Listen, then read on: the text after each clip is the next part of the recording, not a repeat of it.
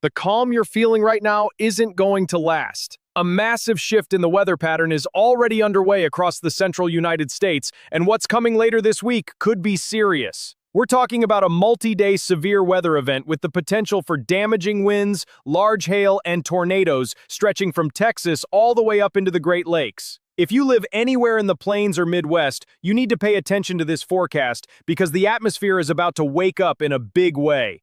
Right now, things might seem quiet.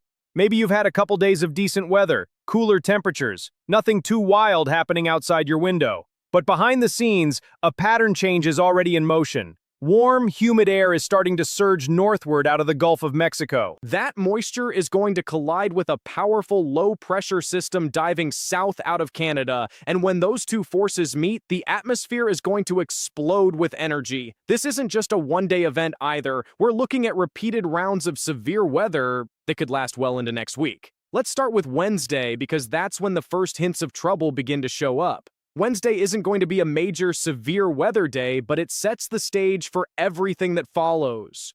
Across the high plains, especially in areas like Wyoming, Montana, and the Dakotas, we could see a few isolated thunderstorms pop up by late afternoon and evening.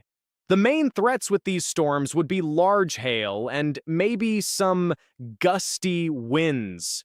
Not expecting anything widespread, but if you're in that region, keep an eye on the sky. Storms that develop early in an active pattern sometimes catch people off guard because the forecast leading up to them didn't sound that alarming. Thursday is when things get real. This is the day I'm most concerned about right now, and it's the day that could deliver significant severe weather across a huge portion of the country. The Storm Prediction Center already has a large area under a slight risk for severe weather stretching from southern Minnesota all the way down into southern Oklahoma. We're talking about cities like Oklahoma City, Tulsa, Wichita, Kansas City, Des Moines, and Omaha all sitting inside this risk zone. All modes of severe weather are on the table, including very large hail, damaging winds, and tornadoes. Now here's where it gets tricky. The exact placement of the low-pressure system on Thursday is going to determine how this day unfolds.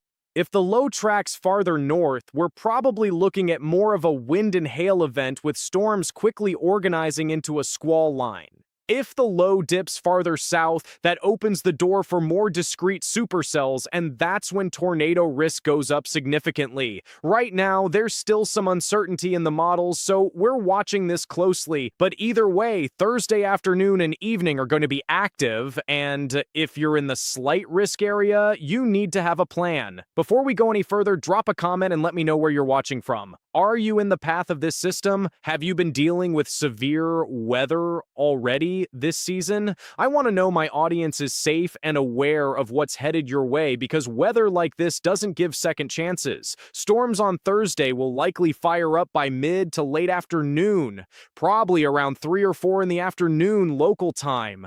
Northern Kansas up into southern Minnesota looks like the initial target zone for supercell development. These storms will have the fuel and the wind shear needed to produce very large hail, possibly baseball-sized in some cases, along with damaging wind gusts and at least a low-end tornado threat. As the evening progresses, I expect these storms to start merging into a line, which would shift the primary threat toward widespread damaging winds. But if any cells manage to stay separate, the tornado risk increases. By Thursday night, we're looking at a line of thunderstorms extending from northern Oklahoma all the way up into the upper peninsula of Michigan. If you're in central Wisconsin or western Illinois, you could see storms rolling through late Thursday night into early Friday morning. These will primarily be wind producers, but don't underestimate a nighttime squall line. They can still cause significant damage, knock out power, and produce localized flooding. Friday brings a shift in the severe weather threat, and it moves south. This might seem odd because typically we expect storm systems to march eastward, but what happens Friday is actually the southern extension of Thursday's system. The main severe weather risk on Friday will be focused across the lower Mississippi River Valley and the Southern Plains.